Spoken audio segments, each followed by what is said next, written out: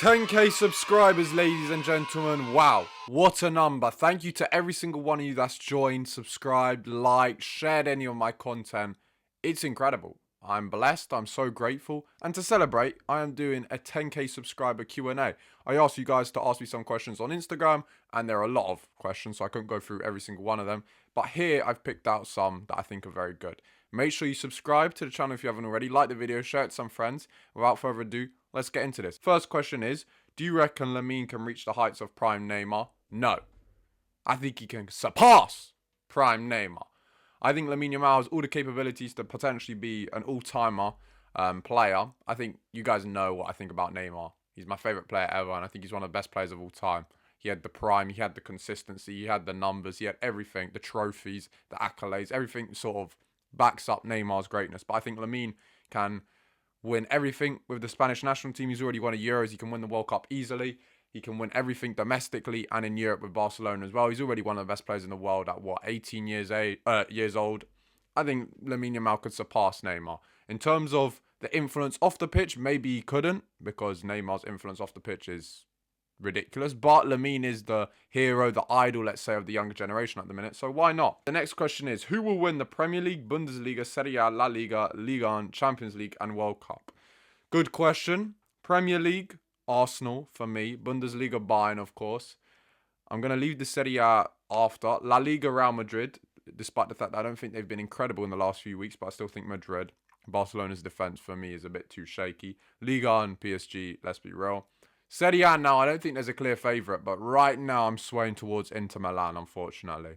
Champions League, I think Bayern, but I think Arsenal are in there as well, and PSG, and the World Cup, I think Spain. So those are my predictions for now. Moving on now, my boy Sana has asked, what has been your biggest challenge as a content creator? Congrats for 10k subs. Thank you, bro.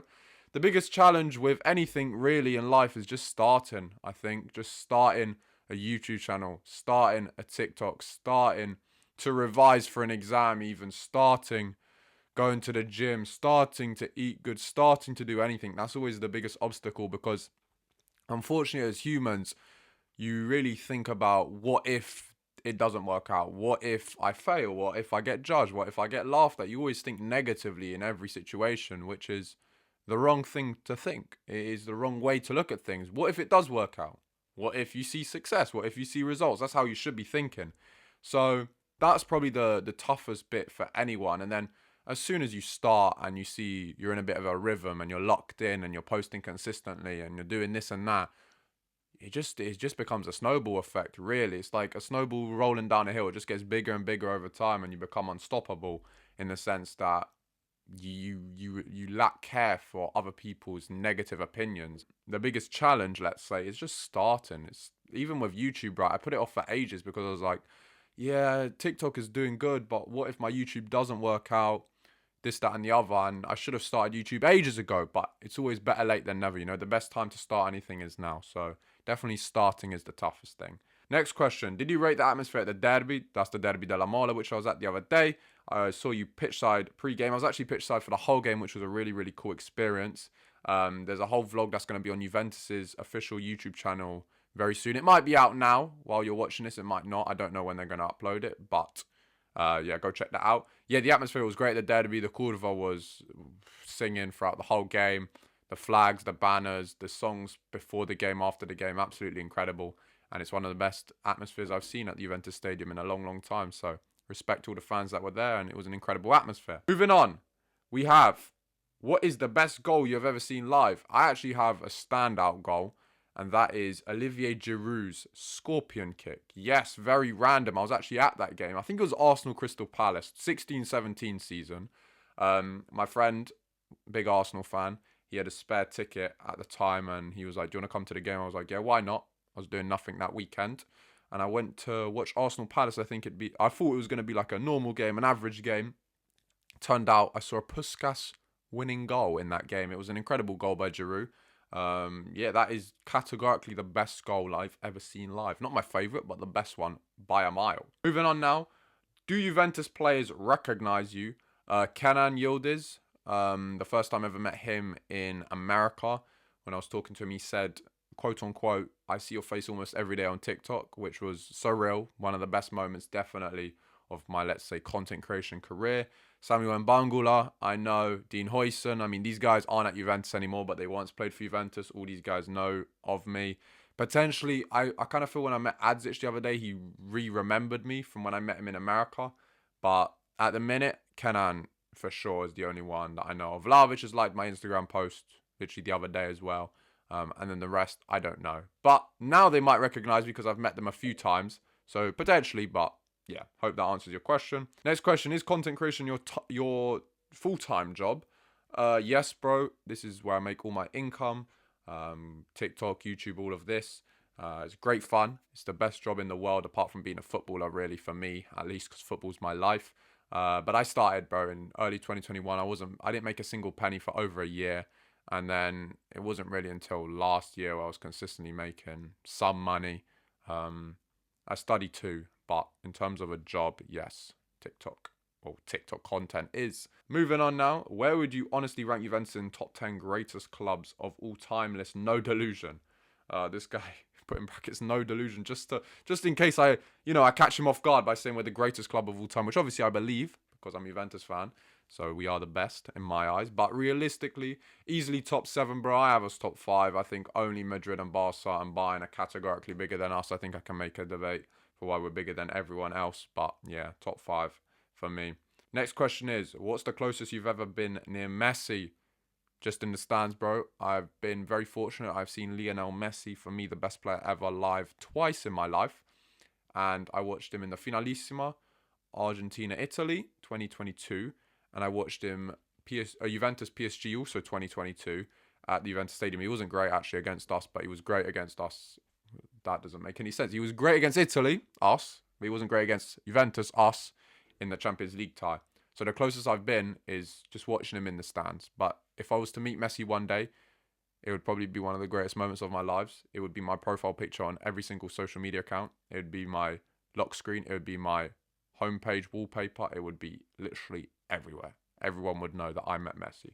And I'm sure if you guys watching met Messi, you'd be the same. Next question. Were you born in Italy or England? I was born in London, England, United Kingdom, to Italian parents. And when I say that, I hesitated. I'll break it down. My dad is fully Italian. He was born and raised in Italy. His whole side of the family is Italian.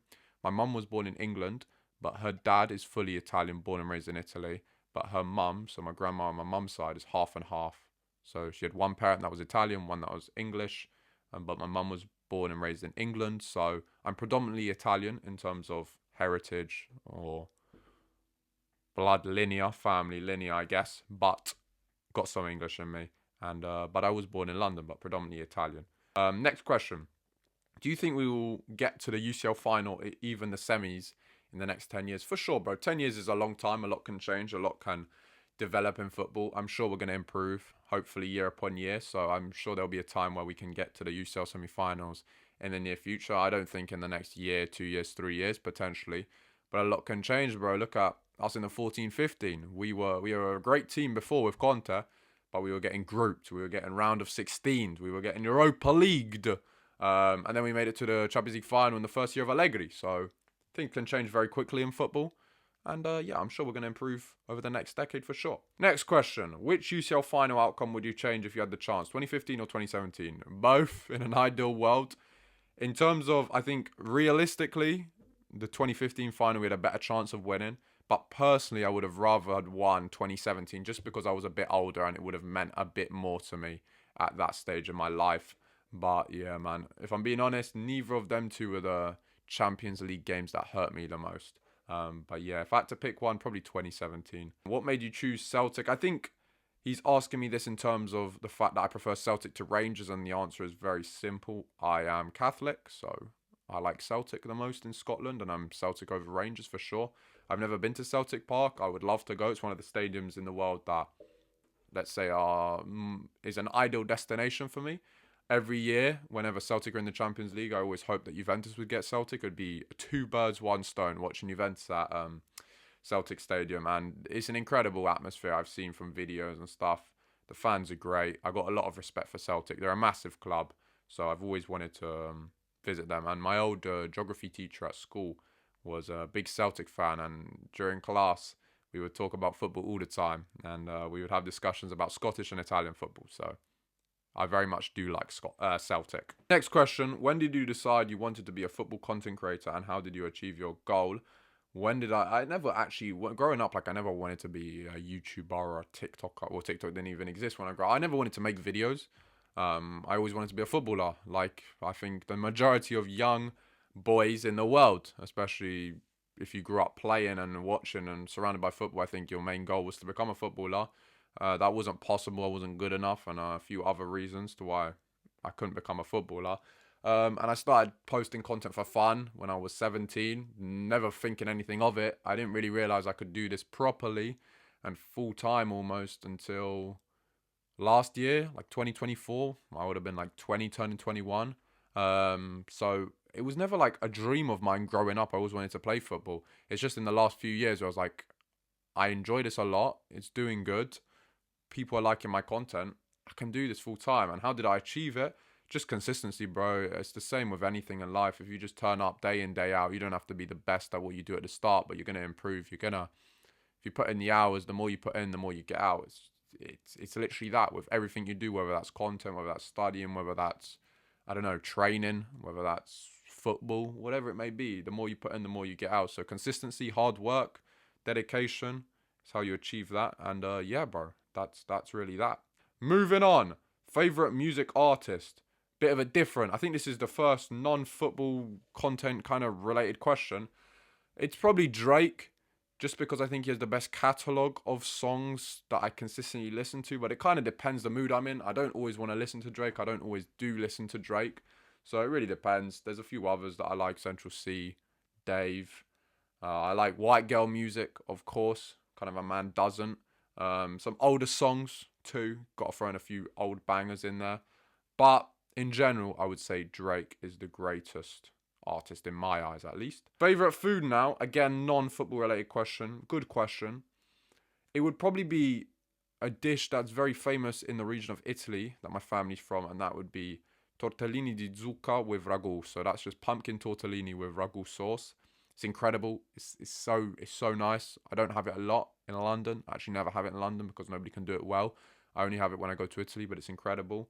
That's up there. Carbonara I like.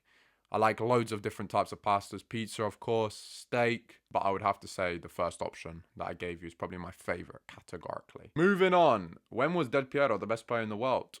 Bit of a random question. Late 90s, bro. Like 97, 98. Points in that period where him, the phenomenon Zidane, for me, were the top three players in the world. And there were moments where Del Piero was the best. I thought he was the best player at Juventus in those 2 years. I think Zidane was incredible, and he got the Ballon d'Or in 98 also for the World Cup win and the incredible moments he had in that tournament. But I think Del Piero, at points in time over the course of those 24 months, was number one. Michael asks, what's the greatest Juve game you've ever watched? Live in the stadium 100% earlier this season, Juventus 4, Inter 3. That might be the best game I've watched. I mean, the emotions in that game were incredible. I was smiling for days after it.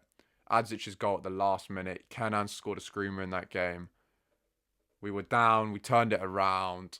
Incredible game. And the fact that I was at the stadium, look, I'm smiling now thinking about it, makes it even better. So for me, that is the best game I've ever watched. But in terms of like TV, the Euros final 2021, when Italy won, that was an incredible moment. Juventus 3 into 2, San Siro 2018 was great. Barcelona, when we beat them 3-0 2017. There are so many good Juventus games. Do you think Kenan has more potential than Dybala had? Now, this is a great question. Kenan's my guy, but no. Paolo, for me, was deemed as the next Messi. I thought this guy was certain to win a Ballon d'Or in his career. I thought he was destined to bring us to Champions League glory. The talent that Paolo had was ridiculous. However, I will say that Kenan, for me, at a younger age, has shown a bit more promise than Paolo did at a younger age. So it's a bit different, but I think raw talent, Paolo might have more, but I do think that Kenan will achieve more than Dybala achieved in his career. Especially if he can stay fit and healthy, I think Kenan will achieve more. And when I say more, I mean like numerically, maybe club accolades, because Paolo won a World Cup. Kenan will probably never win that with Turkey. It's going to be hard for Turkey to ever win a World Cup. They probably won't, realistically, but in terms of individual achievements, numbers, club accolades, I think Kenan can. What made you keep going, even if in the beginning you weren't seeing the most views? Again, like, this is the same answer as I gave earlier, just consistency, really. I enjoyed making content. I enjoyed making Juventus videos. At the start, I was doing a lot of, like, Juventus edits and stuff. I enjoyed doing it. I enjoyed talking about Juventus on social media when there weren't many English speaking. There were actually no English speaking, like, Serie A Juventus creators on TikTok at the time.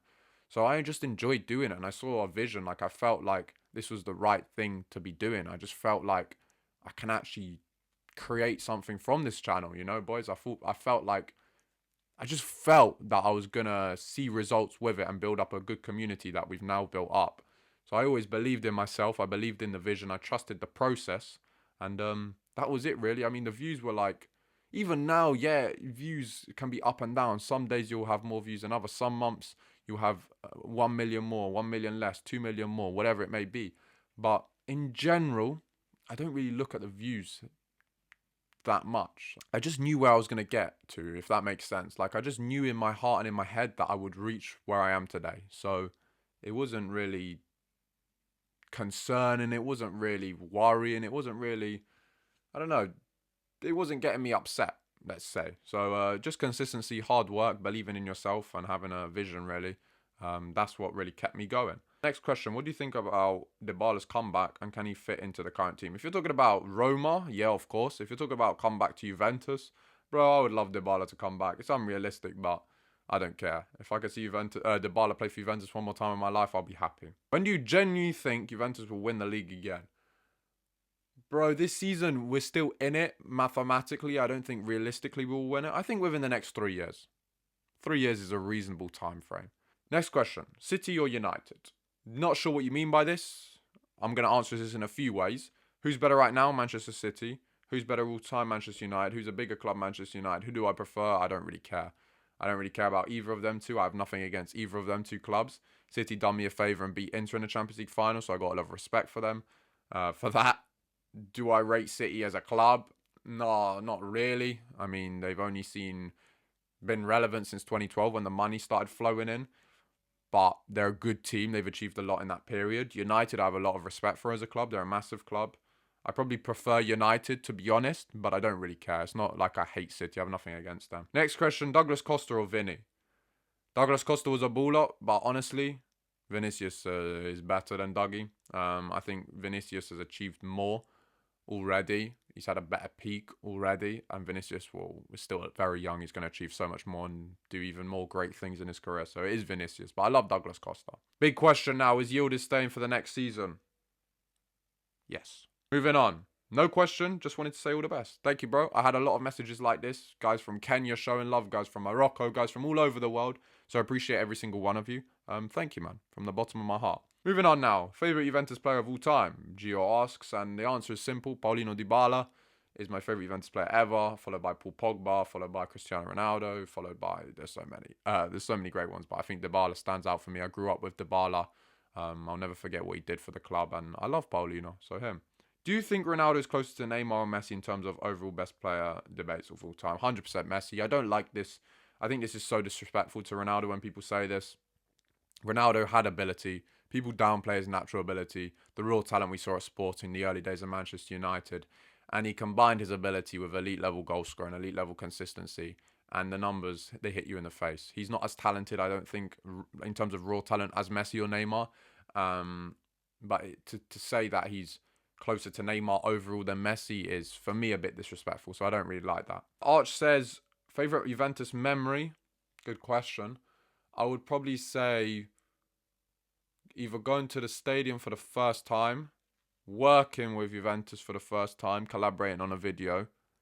But if we're talking about like on the pitch, like football moment, I would definitely say the 2018 league title. Just there were so many moments in that season where I thought Napoli were going to win the league. And that Higuain got the last minute at San Siro against Inter just changed everything. So I've got to say that. Realistic, who are the players with world-class ceiling in the Juventus squad? Good question again. I think Cambiaso is a great fullback, but I don't know if we'll see the best of him anymore. I think the best we've seen, honestly, but I love him. Bremer, but post-injury is going to be tough. So I would say, like, if I had to gamble money, Kenan is, of course, a guarantee. Kenan Yildiz. I think he's already world-class personally, but I think if you don't agree, he will become world-class very, very soon. I think Kefren Turam, he has all the capabilities to be a world-class midfielder. And a rogue one, potentially even Adzic. Moving on now. How many languages do you speak? I speak English and Italian fluently. I speak French to a pretty good level. And that's it. The odd phrase and sentence and words in Spanish, Portuguese, but 2.5. No, 2.25 maybe. I'll say a quarter of French I speak. Who's one player you wish was from Italy? Of course, Lionel Messi. Technically, he is part Italian and could have represented Italy, but I think I'll choose the best player ever, and Messi. Which Juve player from your favourite season would you bring back for this season? Now, this is a great question. I haven't even thought about this. I read it and I screenshot it to put in the video. We got to think tactically, because I would love to see Dybala back, but we need a gunman up front. I love Duzan, but we need a reliable player that's going to score me minimum 30 goals a season. And for me, it's none other than the second best player ever, Cristiano Ronaldo, for sure. I'd take Cristiano back, or that version of Cristiano back, in a heartbeat. Serie A top 4 prediction. Good question. Inter, guarantee. I think Inter, AC Milan, Napoli, us. I'll go that top 4. I think Roma, right now I know they're first, but I think they'll drop off a little bit. Best footballer of all time, purely based on natural talent. I actually think this answer is between Messi and Maradona.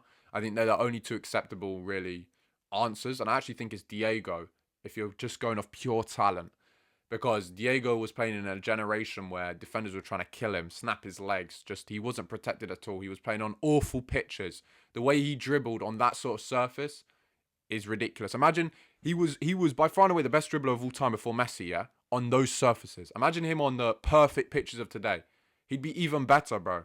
I'm not saying Messi couldn't do it on those surfaces, but you got to put that into perspective. Then he was doing it on, what he was taking. So for him to perform at that level on that, which isn't even performance enhancing, is mental. So for me, Diego is the most talented footballer of all time.